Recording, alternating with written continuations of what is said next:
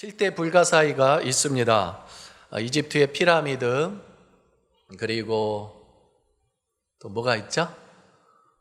중국의 만리장성, 인도의 타지마할 묘, 그리고 페루의 마추픽추, 이탈리아의 피사에서 탑, 그리고 바벨론의 공중정원, 에베소의 아데미 신전 등 다양한 7대 불가사의가 있습니다.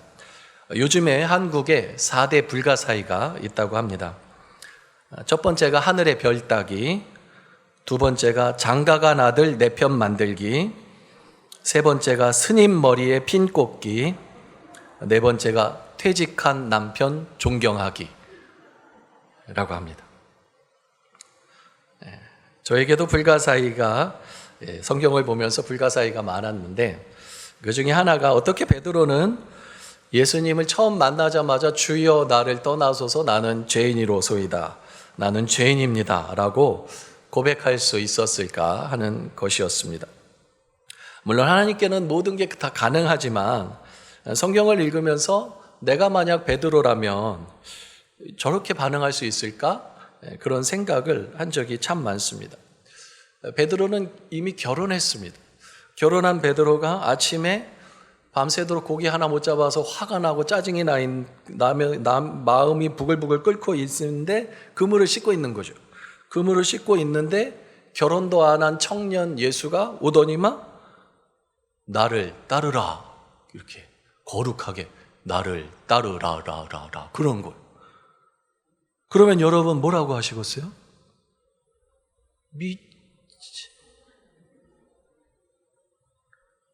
그렇게 반응하지 않겠습니까? 그러면서 그냥 계속 금을 씻고 있겠죠. 그런데 공간복음, 마태복음, 마가복음, 누가복음을 보면 베드로는 예수님이 나를 만나자마자 나를 따르라 했을 때 모든 것을 버려두고 배와 그물을 버려두고 예수님을 따랐다는 거죠.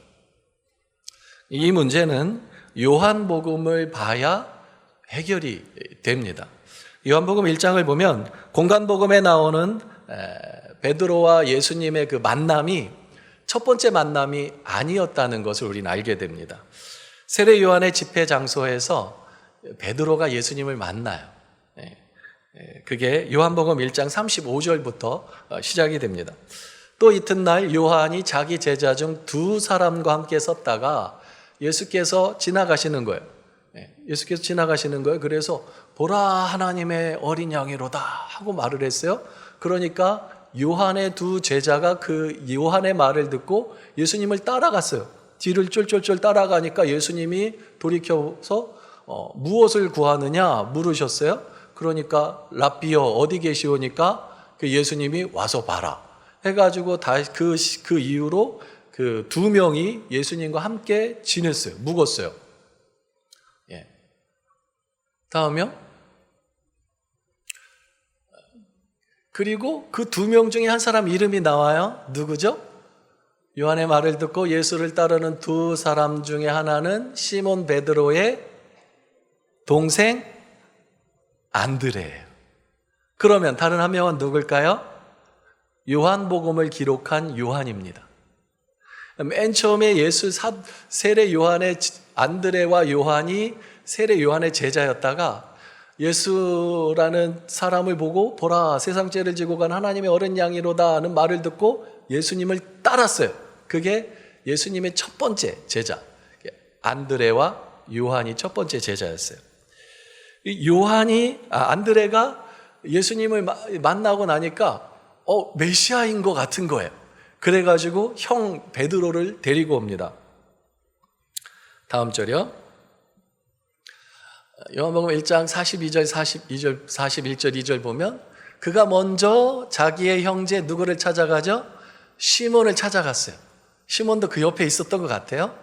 우리가 메시아를 만났다. 야, 내가 메시아 만난 것 같아. 형, 내가 메시아 만난 것 같아. 하고 형을 예수님께로 데리고 왔어요.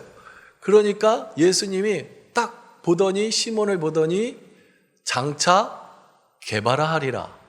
게바는 번역하면 뭐예요?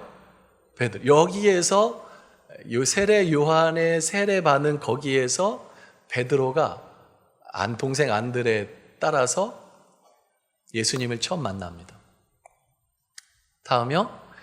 그리고 그 이튿날 예수님이 갈릴리로 나가려 하셨다. 그러니까 아직도 세례 요한 세례받은 그곳이에요. 갈릴리로 가시려 하시다가 누구를 만나요? 빌립을 만났어요. 딱 보시고 나서 예수님이 나를 따르라 했어요. 근데 빌립이 따랐어요. 왜 따랐을까요? 그 다음 구절 해설이 나와요. 빌립은 안드레와 베드로와 한 동네 벳세다 사람이에요. 그러니까 예수님이 이렇게 가는데 누가 같이 가고 있었어요? 동행으로? 안드레, 베드로, 요한이 셋이 같이 가고 있는 거예요. 그때 빌립 보고 나를 따르라 하니까 빌립은 누구를 보고 따랐을까요? 예수님 보고 따랐을까요? 아니요. 자기 동네 친구 베드로와 안드레, 요한이 예수님을 따르는 걸 보고 나도 따르면 되겠구나 하고 따라간 거죠. 그게 44절이 가르쳐주고 있는 거예요. 빌립이 또 예수님과 함께 시간을 보내니까 너무 좋은 거예요. 그래가지고 자기 친구 또 누구죠? 나다나엘을 데리고 와요. 나다나엘을 찾아갔어요. 야, 너가 메시아를 만난 것 같아. 어디 사람인데? 어디 출신이야? 나사렛. 야, 무슨 예루살렘도 아니고 갈릴리의 제일 큰 도시 가버나움도 아니고 무슨 나사렛 선한 것이 날 수 있어. 아니야, 가보자 해가지고 그게 45절 46절이에요.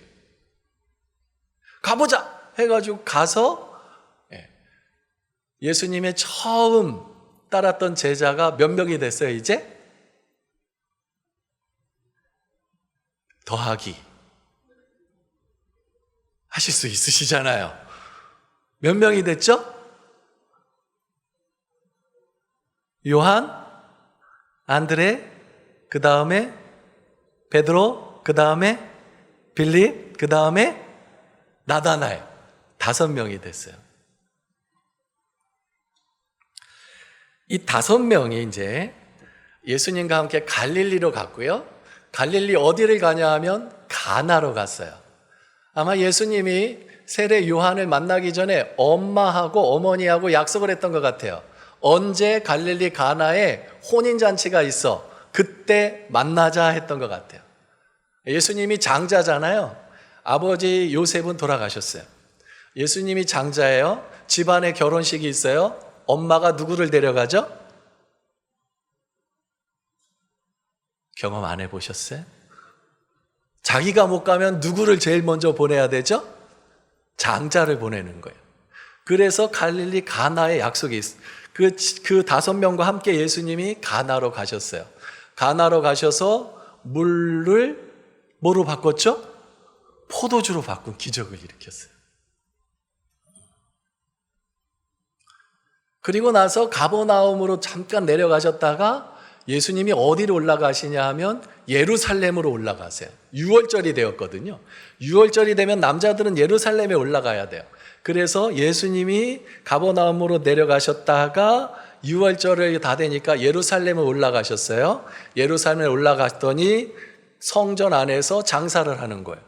그래서 예수님이 성전을 장사꾼들을 다 몰아내는 성전 청결 사건을 하세요. 그러고 난 다음에 밤에 누가 찾아오죠? 니고데모가 찾아와요. 그래서 거듭남에 대해서 말씀을 가르쳐 주세요.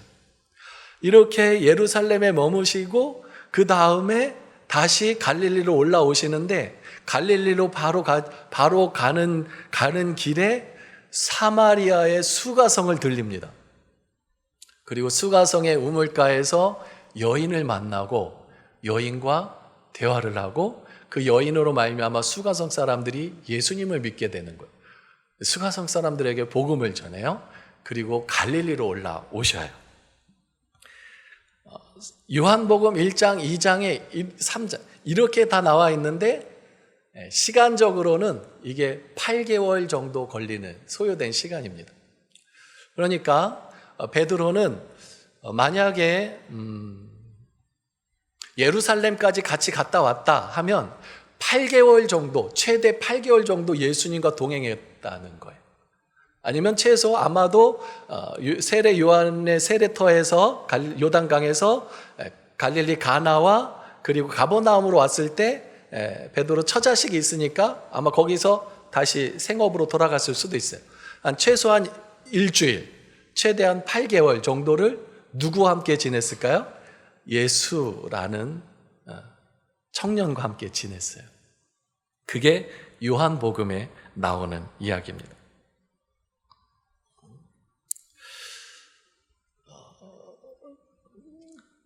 다시 갈릴리로 돌아오자마자 베드로는 그리고 다른 제자들 역시 마찬가지죠.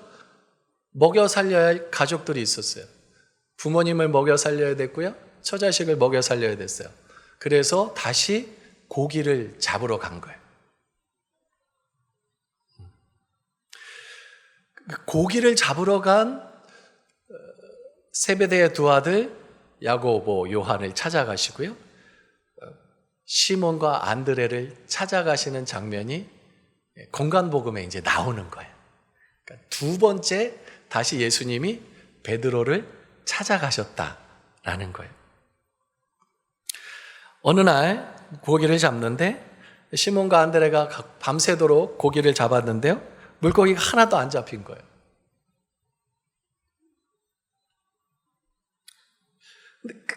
밤이 맞도록 아침이 됐어요. 그래서 오늘은 공처 불었구나 하고 그물을 이제 씻고 내일 이제 오늘 들어가서 아침에 들어가서 쉬었다가 오늘 저녁에 나오든지 해서 그물을 씻고 있었어요. 그때 예수님이 오신 거예요. 그러니까 그때 예수님이 수많은 무리들이 또 쫓아오니까 따르니까 베드로한테 청했어요. 배에 좀 오를 수 있냐고. 배에 오르고 예수 그러세요? 하고 올랐어요. 그리고 거기에서 예수님이 말씀을 가르쳐 주셨어요. 말씀을 한참 동안 전하신 다음에 베드로에게 말씀하시는 거죠. 깊은 데로 가서 그물을 던져라. 잘 들리세요? 네. 예. 깊은 데로 가서 그물을 던졌어요. 네. 깊은 데 가서 그물을 던졌는데 그물 딱 드는 순간 이게 보통 무게가 아닌 거예요. 그물이 찢어질 것 같은 거예요. 그래서 주변의 친구를 불렀어요. 도와줘. 해가지고 그물 안에 있는 고기를 막 담았는데 내 배, 베드로의 배도 찼고 그 친구의 배도 2배가 다 가득 찬 거예요. 만선을 이룬 거예요. 만선이 되면 어떻게 해야 돼요? 네? 덩실덩실 춤을 춰야죠. 헐렐레 덩실덩실 춤을 춰야 되지 않겠어요? 만선이 됐잖아요. 그리고 동네 사람들 다 불러 모아서 잔치를 해야 되지 않겠어요? 만선이 됐잖아요. 예? 얼마나 기쁜 일이에요. 근데 베드로는 만선이 됐는데 바로 예수님 앞에 엎드려가지고 주여 나를 떠나소서 나는 죄인입니다 라는 고백을 해요. 이게 이해가 안 되는 거예요. 요한복음과 함께 보면 원래 베드로는 예수라는 사람을 알고 있었어요. 저 사람이 메시아인 것 같다라고 생각했을 거죠. 그렇게 해서 만났던 거죠. 근데 실제로는 메시아라는 생각을 하지 않았어요. 그래서 맨 처음에 뭐라고 말해요? 선생님이요 우리가 밤이 맞도록 수고하였으되 선생님으로 불러요. 메시아가 아니었어요. 그냥 예수라는 사람 아는 물로 포도주를 만들어 보았고 들었고 오케이 그냥 알았던 거예요. 근데 그물을 당기는 순간 그물의 그 묵직함을 느끼는 순간 그제서야 해머가 머리를 때리는 거죠. 이분이 사람이 아니구나. 단순한 선지자가 아니구나. 진짜 메시아구나 라고 확 깨달은 거죠. 그러니까 자기가 죄인이라는 사실을 알게 되는 거예요. 대하드라마나 사곡을 요즘엔 많이 안 하더라고요. 보면 왕이 밤에 이렇게 평민의 옷을 입고 이렇게 나가죠. 그걸 뭐라 그러죠? 요즘 대하드란 말 안 해요. 그 잠행이라 그래요. 잠행. 그래서 이렇게 나가요. 내시도 이렇게 딱 입고 다 나가고 호위하는 무사도 같이 그냥 평평하게 입고 나가요. 그래서 뭐시오? 하고 막 대화를 해요. 막 대화를 해. 그러면 그 대화하는 사람도 그냥 사람인가 보다 하죠. 그러다가 이분이 누구라는 걸 알게 돼요? 왕이란 걸 알게 돼요. 그럼 어떻게 하죠? 반응이? 바짝 엎드립니다. 폐하 죽여주시옵소서 이렇게 하죠. 바로 베드로가 지금 그렇게 된 거예요. 그냥 선지자 중에 하나, 메시아일 수도 있고 아닐 수도 있고 그랬는데 물고기가 가득한 그물을 두는 순간 이분이 사람이 아니라는 거, 이분이 하나님이라는 거, 그게 확 와닿은 거죠. 그러니까 그 앞에서 내가 예수님 당신을 하나님으로 알지 못한 큰 죄를 범한 죄인입니다. 나는 죄인입니다. 나를 떠나소서 고백할 수밖에 없었습니다. 저는 모태 신앙입니다. 저희 어머니께서 처녀 시절부터 교회를 다니셨어요. 애기 뱃속에서부터 교회를 다녔으니까요. 예수님에 대해서는 빠삭하게 합니다. 예수님이 이 땅에 오셨고 그게 크리스마스고요. 예수님이 복음을 전하셨고요. 이적과 기적 엄청난 기적 행하셨고요. 다 합니다. 예수님이 우리 죄를 대신에 십자가를 지셨고요. 사흘 만에 부활하셨고요. 승천하셨고요. 예수님 다시 오시고 다 합니다. 머리로는 다 알았어요. 그런데 그분이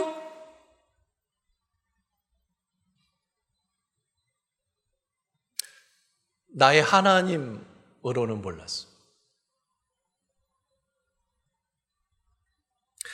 그분이 나를 위해 이 땅에 오셨고 나의 죄를 대신해서 십자가 지셨다는 거 이거 몰랐어요. 그때 저는 죄인이 아니라고 생각했어요. 저는 그전까지 이렇게 훌륭한 그리스도인은 아니지만 괜찮은 그리스도인, 나쁜 그리스도인은 아니라고 생각했어요. 제가 죄인이라는 거 꿈에도 인정하지 않았어요. 주일날 어머니 때문에 예배에 참석하면서 평일에 저는 하나님과 상관없는 삶을 살았어요. 초등학교 때는 친한 친구를 왕따 시켰고요.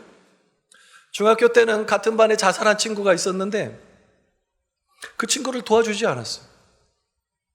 고등학교 때 예수 믿는다고 하면서요, 친구들과 노는 게 좋아서요, 술 마시고 노래하고 춤을 추러 다녔어요.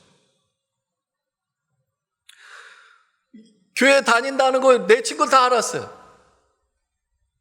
진짜 예수님을 욕먹이고 살았잖아요. 근데 나는 내가 죄인인 줄 몰랐어요. 부모님께 수많은 거짓말을 했어요. 친구들에게도 선생님들에게도 거짓말을 했어요. 위선과 가식 속에 살았어요. 부끄럽지만 친구들과 음란한 이야기도 많이 했어요. 교회를 다녔지만, 예수라는 분에 대해서 알지만.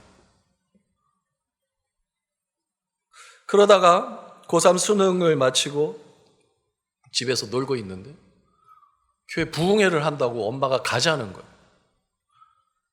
가기 싫었죠. 끌려갔어요.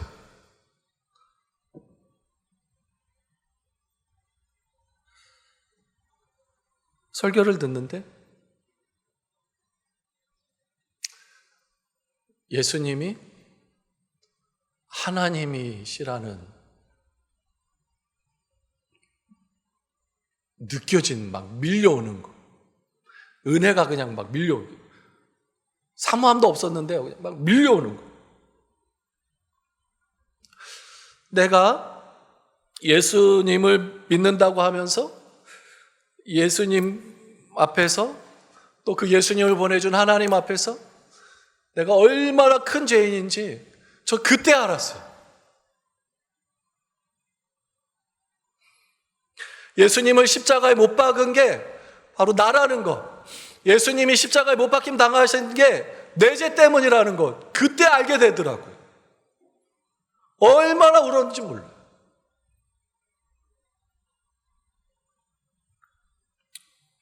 회개는요, 구원으로 들어가는 문입니다. 진정한 회개를 거치지 않으면요, 구원의 확신 없습니다. 구원의 기쁨 없습니다.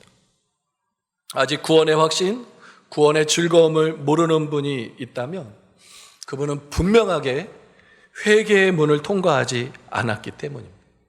내가 죄인이라는 사실을 그분의 실존 앞에서 철저하게 깨달아요. 예수님이 십자가를 지신 게 내 죄 때문이라는 것을 철저하게 깨달아요. 그러면 회개하지 말라 그래도 회개합니다. 가슴을 치며 통곡을 합니다. 그런데 문제는요, 사람들 대부분이 자기가 지은 죄를 모른다는 거예요. 우리 초중고 학생들 있죠? 여러분이 부모님께 얼마나 큰 죄를 짓고 있는지 아세요? 모르죠? 여기 부모님들 계시죠? 여러분이 자녀들에게 얼마나 큰 죄를 지었는지 아세요? 얼마나 큰 많은 상처를 주셨는지 아세요? 모르시잖아요.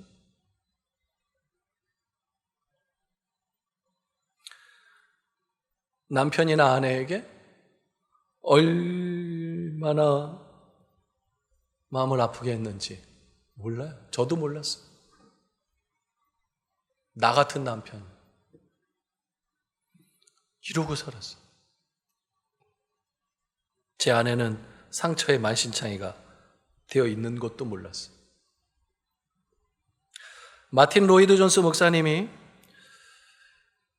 이렇게 질문했어요. 세상의 문제는 무엇인가? 왜 인간들 사이에 전쟁과 이 모든 불행과 혼란과 불화가 있는가? 그 답으로 이렇게 말씀하세요. 이 물음의 답은 하나뿐이니 바로 죄다. 다른 무엇도 아니고 그냥 죄다. 흔히들 세상의 혼란과 불행을 교육이 좀 부족해서 그렇다. 혹은 자원의 결핍, 재정의 부족, 가난 때문에 그렇다. 이렇게 많이 생각해요. 그래서 아는 것이 많으면 사람이 좀 행복해질 것이다. 가진 것이 많아지면 사람이 행복해질 것이다. 라고 그렇게 답을 갖고 있어요. 하지만 우리는 그게 정답이 아니라는 거 살아오면서 경험 다 하셨잖아요. 제 어머니는 초등학교도 못 나왔어요. 초등학교 들어가지도 못했습니다. 그리고 지금은요, 최소한 고졸 이상 다 되잖아요. 대학교 졸업한 사람도 막 엄청 많아요. 대학원 졸업한 사람도 엄청 많아요. 근데요, 교육을 더 많이 받은 세대가 있는 우리 세대가 저희 어머니 세대보다 더 행복한가요? 이 세상의 불행은 줄어들었나요? 경제적인 성장, 물질적인 풍요가 불행과 불화를 막아주나요? 제가 어릴 적만 해도 쌀밥에 고깃국 먹는 게 저 소원이었어요. 쌀밥 못 먹었어요. 보리밥 먹었어요. 보리쌀로 도시락 싸들고 다녔어요.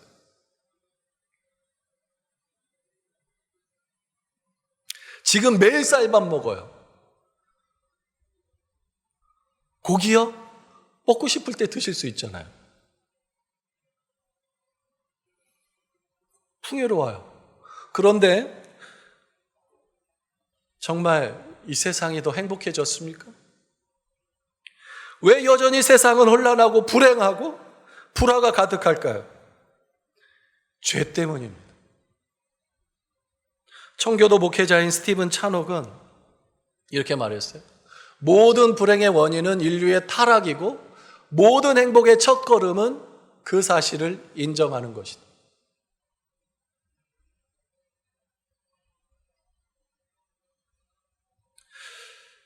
하나님 앞에서요, 예수님 앞에서 나를 위해 이 땅에 오셔서 십자가를 지신 그 예수님 앞에서 내가 죄인이라고 인식하지 못하는 사람이야말로 가장 불쌍한 사람, 가장 어리석은 사람입니다. 성경은 이거를 나병에 걸렸다라고 말해요. 살이 썩어져 문들어 나가는데도 그 통증을 몰라, 아픔을 몰라요. 나병, 성경이 나병을 천벌이라 그래요. 천형이라 그래요. 요즘 사람들이, 그리고 예수님 수많은 사람들이 영적 나병에 걸려 있어요. 자기가 죄인인 줄 몰라요. 죄를 지으면서도 내가 죄인인 줄을 몰라요. 근데 예수님이 어떤 분인지 만나게 되면 그제서야 내가 죄인임을 깨닫게 되는 거예요. 영적 나병에서 고침받게 되는 거예요. 저 교회 다닌다고 하면서요, 세상과 짝하면서 얼마나 하나님의 영광을 가렸는지 몰랐어요. 예수님 믿어도 내가 개떡같이 믿었다는 거, 저 예수님 진짜로 만나고 알게 되었어요. 그 개떡같이 믿었던 나를 예수님 포기하지 않으시는 거예요. 그런 나를 위해 예수님이 십자가를 지셨다는 거예요. 안 무너질 사람 어디 있습니까? 쟤 무너졌어요. 나 같으면 100번도 더 그냥 포기해버렸을 가증한 존재를 예수님은 포기하지 않으시고 끝까지 붙잡고 계셨죠.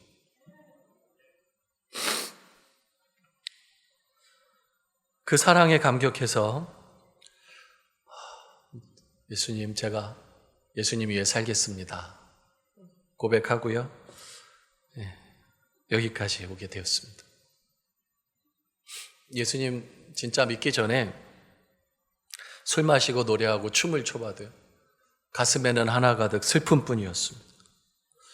그런데 예수님을 믿고 나서는 내 속에 기쁨과 평안과 만족과 행복과 영광이 샘솟았어요. 사람들이 제게 너는 왜 행복하냐라고 물으신다면 저는 이렇게 말할 거예요. 예수님 때문이라. 예수님이 나를 사랑하셨기 때문이라. 예수님이 죽으셔서 내가 용서받았기 때문이라고요. 예수님이 나를 행복하게 하신다라고 저는 대답하겠습니다. 죄인이면서 온전히 사랑받는다는 것, 이것이 복음입니다. 죄인이 아니면 예수님이 필요 없어요. 죄인이 아닌데 예수님이 이 땅에 오실 이유가 없습니다. 건강한 사람에게는 의사가 필요가 없습니다. 병든 사람에게야 의사가 필요합니다. 그리고 이 복음을 진짜로 경험한 사람은 어떻게 되나요? 하나님을 사랑하고 하나님을 경외하고 하나님을 경배하게 됩니다. 사도 바울도 마찬가지예요. 사도 바울은 자신이 죄인이라는 생각 꿈에도 하지 않았어요. 생각도 안 했어요. 예수 믿는 것들이 죄인이지 나는 죄인이 아니라고 생각했어요. 그러다가 담메색으로 가는 길에서 예수님을 만났어요. 예수님을 만나고 나니까 내가 죄인이라는 거 깨닫게 된 거예요. 그리고 나의 죄에서 구원받을 길은 예수 그리스도밖에 없다. 십자가밖에 없다는 것을 깨닫게 된 거예요. 예수님을 전하는 사람이 되었습니다. 그런데요, 거기에서만 그치는 게 아닙니다. 디모데전서 1장 15절을 보니까 미쁘다 모든 사람이 받을 만한 이 말이요 그리스도 예수께서 죄인을 구원하시려고 세상에 임하셨다 하였도다. 죄인 중에 내가 괴순이라. 디모데전서 후서는요, 사도 바울이 마지막에 쓴 편지예요. 죽기 전에 쓴, 순교당하기 전에 쓴 편지예요. 사도 바울이요, 마지막까지 내가 죄인 중에 괴수라는 이거 잃지 않았어요. 저는 이것이 사도 바울이 마지막까지 승리할 수 있는 비결이었다고 생각합니다. 저는요, 지금도 제가 죄인이라는 거 고백할 수밖에 없어요. 올 한 해도 사역을 한다고 했지만 저희 말과 행동을 통해서 이 자리에 상처받으신 분이 계실 겁니다. 고3 회심한 이후에 신학을 하면서 사역을 하면서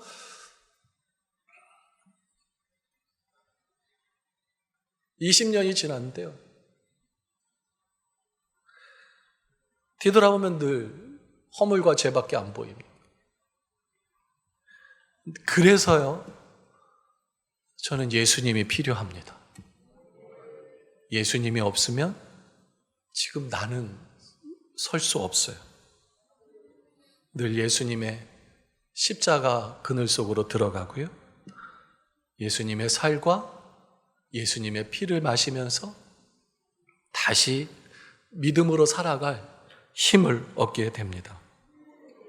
누가복음 7장 47절을 보면 이러므로 내가 네게 말하노니 그의 많은 죄가 사하여졌도다. 이는 그의 사랑함이 많음이라. 사함받는 일이 적은 자는 적게 사랑하느니라. 사도 바울은 사함받는 일이 많았어요. 그러니까 늘 예수님을 많이 사랑할 수 있었습니다. 우리가 마지막까지 승리하는 비결이 여기 있습니다. 우리가 마지막까지 예수님을 더 사랑하게 되는 비결이 여기 있습니다. 나는 죄인이라는 고백. 죄인 중에 괴수라는 고백입니다. 계시록에 나온 에베소 교회는요, 첫사랑을 잃어버렸어요. 어디서 잃어버렸을까요? 니고라당과 싸우면서, 거짓 사도와 싸우면서, 교리 논쟁을 싸우면서 나는 옳고 너희들이 틀렸다라고 그러면서 자기들이 죄인이란 사실이 잊혀지는 거. 그러니까 첫사랑이 없어지는 거. 첫사랑을 끝까지 유지하는 비결이 뭐예요? 나 죄인입니다. 그래서 예수님밖에 없습니다. 나에겐 예수님이 필요합니다. 라고 고백하며 살아가면 우리는 늘 첫사랑 가운데서 살아갈 줄로 믿습니다. 승리하는 우리가 되기를 원합니다.